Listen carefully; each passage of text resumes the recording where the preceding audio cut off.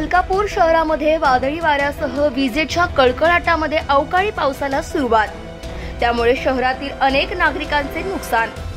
मलकापूर शहरामध्ये सायंकाळी 6:30 वाजेपासून तर 7:30 वाजेपर्यंत वादळी वाऱ्यासह विजेच्या कडकडाटासह पाण्याला सुरुवात झाली असता वारा अतिशय वेगाने असल्यामुळे अनेक दुकानांचे टीन पत्र उडून गेली।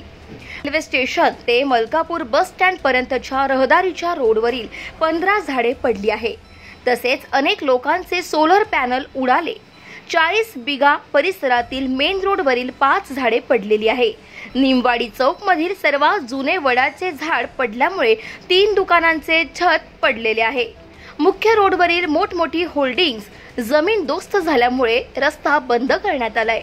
सत्यम चौक मधील नगरपालिका कॉम्प्लेक्स ठिकाणी चायनीज, पावभाजी, आईस्क्रीम दुकानांवर झाडे पडल्याने त्यांचेही नुकसान झाले।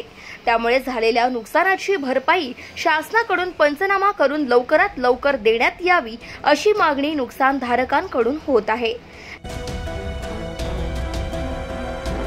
पवन खर्चे, स्थानिक नळगंगानगर येथील रहिवासी असून मी आमच्या गच्चीवर 4 किलोवॅटचे सोलर प्लांट बसवलेले होते।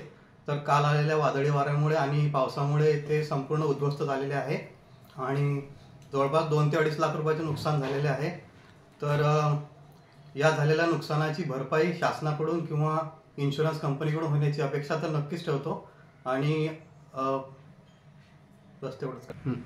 सोलर उडून गेलेले आहे तरी ह्या झालेल्या नुकसानाची भरपाई शासनाकडून होण्याची अपेक्षा नक्कीच ठेवलेली आहे। मी डॉक्टर नितीन बराटे, मी आनंद सोसायटी मलकापूर, जिल्हा बुलढाणा येथे राहतो। काल संध्याकाळी 6:30 पावणे 7च्या दरम्यान इथं खूपच जोराचं वारं उदान सुटलं होतं। वादळासारखीच परिस्थिती होती आणि आमच्या परिसरात आणि पूर्ण मलकापूर शहरामध्ये भरपूर नुकसान झालं। बरेचसे झाडं पडले आणि सोलर पॅनल पण उडाले। माझ्या पण गच्चीवर सोलर पॅनल बसवलेलं आहे 5 kVचं।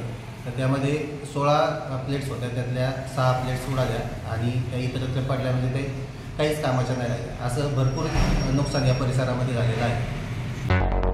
मुंबई, पुणे, नागपूर, मराठवाडा असो का विदर्भ, राजकीय, सामाजिक, शैक्षणिक क्षेत्र असो का क्रीडा, सर्वच घडामोडीचे विश्लेषण पाहायला विसरू नका। फक्त देशोन्नती न्यूजवर।